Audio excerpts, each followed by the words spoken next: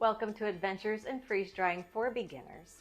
Today I am going to make one of my husband's favorite soups, which is a wild rice, cheese, cream of mushroom, cream of potato. Usually it has ham and bacon in it, but when I tried this freeze dried before, those things didn't do well, but when I used my bacon sausage, which is a farmland product, that reconstituted well. The bacon and the ham did not.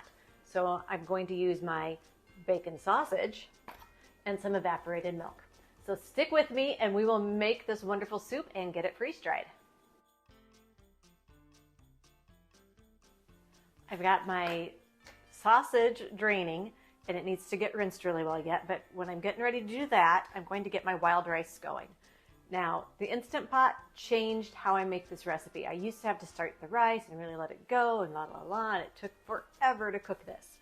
Now, I simply add my cup of rice, 1.25 cups of, or 1.25 cups of water, 30 minutes on high pressure, let it naturally release for 10 minutes, and I'm going. And the Instant Pot can also be used as a crock pot or slow cooker, so it's all in one pot now.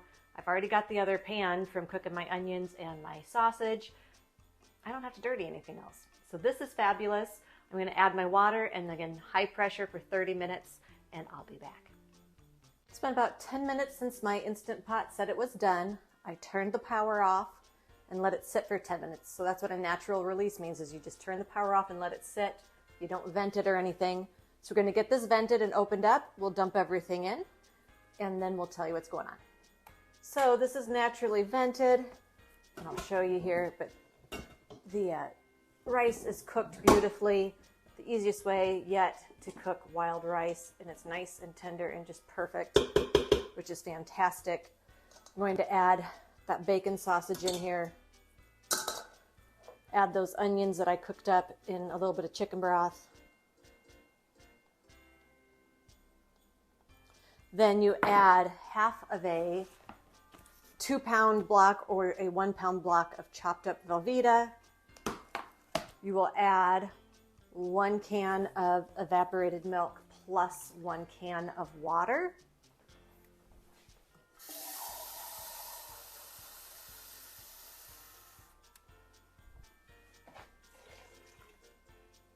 Two cans of cream of mushroom soup and 2 cans of cream of potato soup.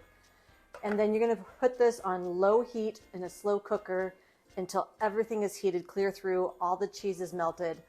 That's when you know this is done.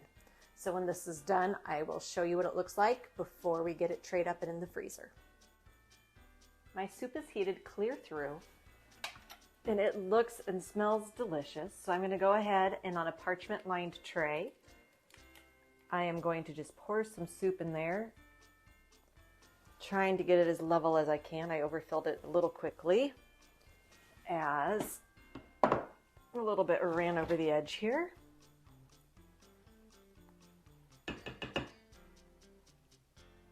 But my goal is basically to get this filled up just to about the rolled edge so I can add dividers in 10 portion configuration.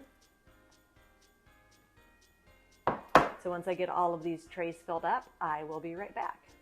This recipe filled 2 trays, and I've got 1 large bowl of soup left for a meal, or even 2 bowls of soup. This is a very rich soup. You don't always need a lot of it, so if you had some sides to go with it, this might feed 2 people, but that's what I have left over. I'm going to put a lid on these and get these in the freezer, so the next time we're together, these will be coming out of the freeze dryer. I've pulled my soup out of the freeze dryer. I've bagged 8 divided portions into each of these and calling those 4 servings of soup. This is a very calorie intense, rich soup, so I do think 2 portions is 1 serving. So we're going to go ahead and get this rehydrated and see what we think. While my water's coming to a boil, I wanted to point out that this is a very styrofoam-like consistency. Freeze dried just how you would want it to freeze dry, breaks apart easy, so this should rehydrate well.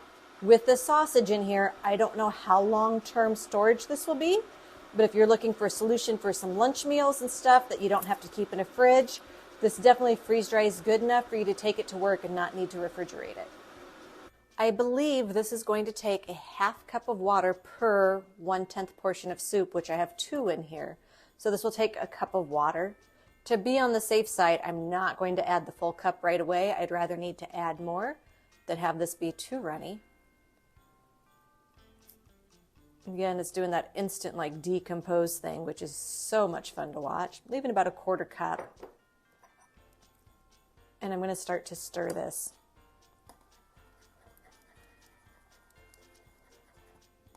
Between the potatoes and the wild rice and the sausage, definitely probably going to need to let this sit a little bit. So I'm going to let this sit for about 2 to 5 minutes now that it's been stirred, and then we'll be right back. It's been about 5 minutes, and this is back to looking creamy, not like you've added water to something and like it first did. Things are feeling tender, so why don't we go ahead and do a bit of a taste test and see if this is good or if we need to let it sit. So let's find out. Okay, so I've got my soup here. This is one of my favorite soups, by the way. Don't need a lot of it. It's very calorie rich. Let's see how it's doing.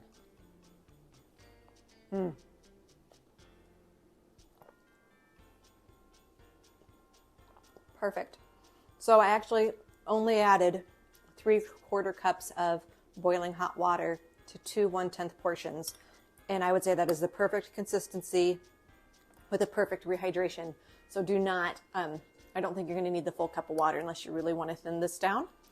But that means this is a very successful soup. Let me know if you've made something like this in the freeze dryer and how it has turned out in the comments below. And we'll see you next time on Adventures in Freeze Drying.